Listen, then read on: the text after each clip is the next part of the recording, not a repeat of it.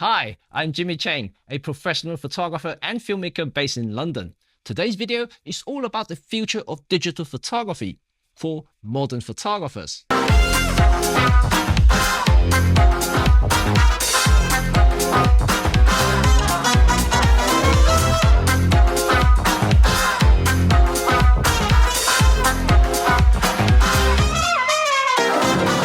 You see, thanks to digital technologies, we photographers are being spoiled for what we are able to capture in 2022.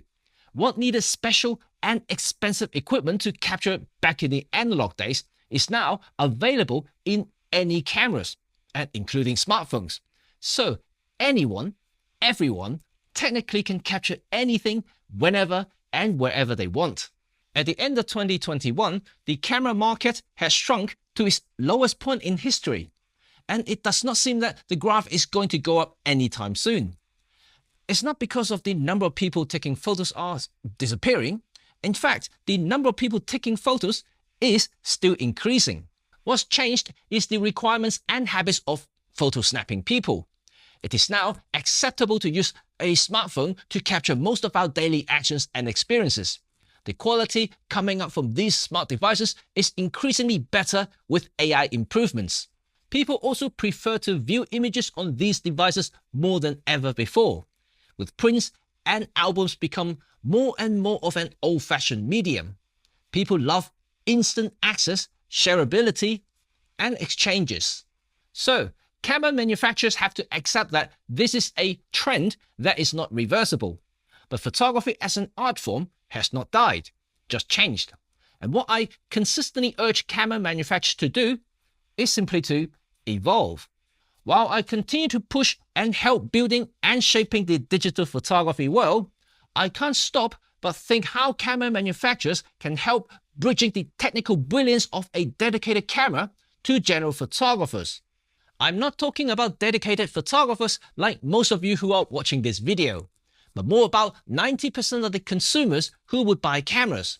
And how can manufacturers win back these customers who ditch the compact point and shoots and adapted smartphones as their daily machine? First, let's look at the general market. I made a video a couple of months ago talking about the mirrorless camera market in Japan, and Fujifilm came fourth in terms of the market share. But when you count the overall camera market, and that includes everything that capture images, Fujifilm actually came second, even ahead of Sony. Surprised, right? But the difference are actually made up with their instant cameras. To me, having a separate camera is still something that people are willing to accept carrying out. And if you remember, the point-and-shoot cameras were the bread and butter of any camera manufacturers. So, the market is still there. And what I'm suggesting isn't a smartphone killer. You can't. And they are everywhere and everyone needs them. And that includes everyone who works within any camera manufacturers. But what I'm suggesting is to make something powerful, yet better than any smartphone. First, let's talk about what camera manufacturers are facing. Smartphones now have powerful AI that helps to create not only fake bokeh, but also smart HDR and noise reduction. So if you're purely looking at images that spit out from these phones, they are pretty decent, if not sometimes a little bit over-sharpened. And most high-end smartphones also have night mode that utilizes AI to compute multiple exposure and the IBIS within the camera module to create pretty good results. Well, again, at least to view on a small smartphone screen. And remember, I am talking about the average consumers that take photos.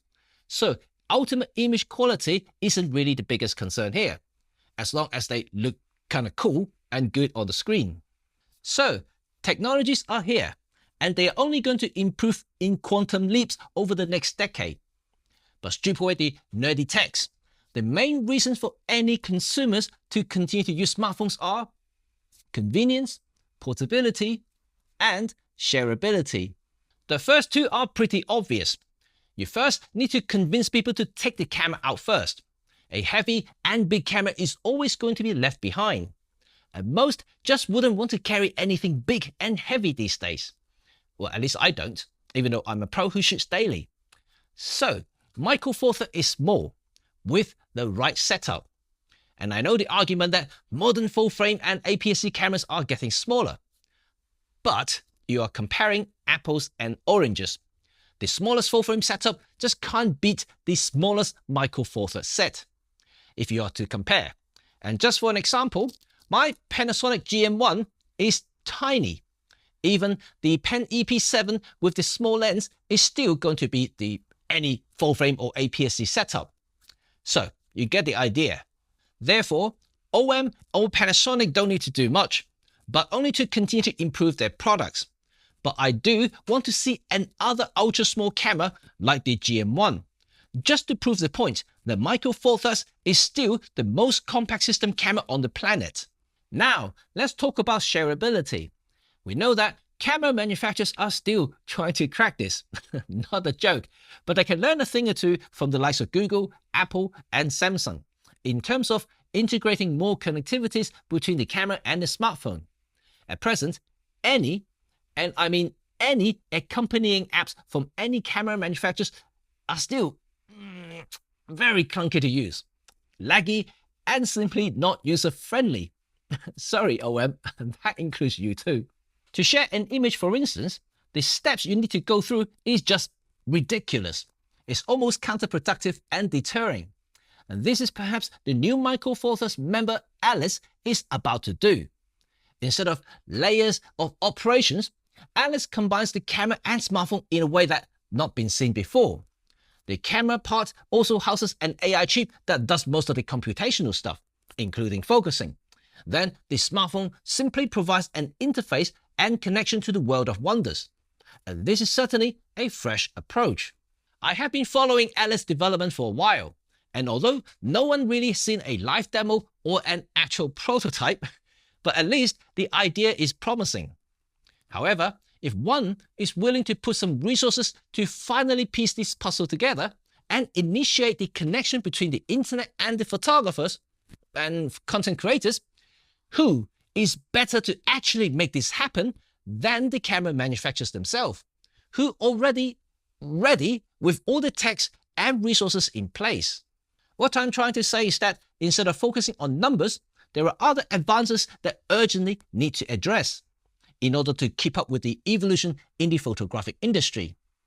While many things at the point-and-shoot market has disappeared, I would say it just moved on to a different place, a better place that allows photographers to connect. Finally, I also mentioned that Micro Four Thirds is the best platform to get this done. My senses come in when you think about the actual applicability of technologies and physics. A smaller sensor and lower resolution require less computational power. And this means it's less taxing on many fronts: power consumption, heat generation, and ultimately leads to reliability and consistency, which is critical in any form of computers.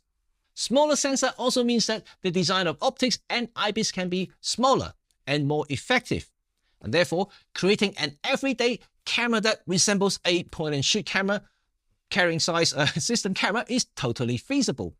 So if one day this more powerful and connected camera is to appear, I'm very certain that a lot of photography enthusiasts would be tempted to use it instead of snapping using their phones. And it would be the perfect everyday camera that can revive the point-and-shoot sector for the camera companies. And like I said, the traditional fixed point-and-shoot camera market is not gone, just evolved and moved on. While more and more digital photos being produced every day, majority of them were coming from smartphones. So the market is truly alive and well. Just how one can recapture the imaginations from this group is solely down to what and how the camera companies decide to do next. This brings to the end of this video, and I hope you all enjoyed it. Let me know your thoughts about what I just said. Do you think the camera company should do something, or just to continue to do what they're doing right now, making more cameras that doesn't really add real values to everyday photographers, but to those who like the latest and the most expensive? So thanks again, and you know what to do now. Thumb if you like this video and sub if you want to stay in touch with all things photography, filmmaking, and of course, Micro Four Thirds. Peace.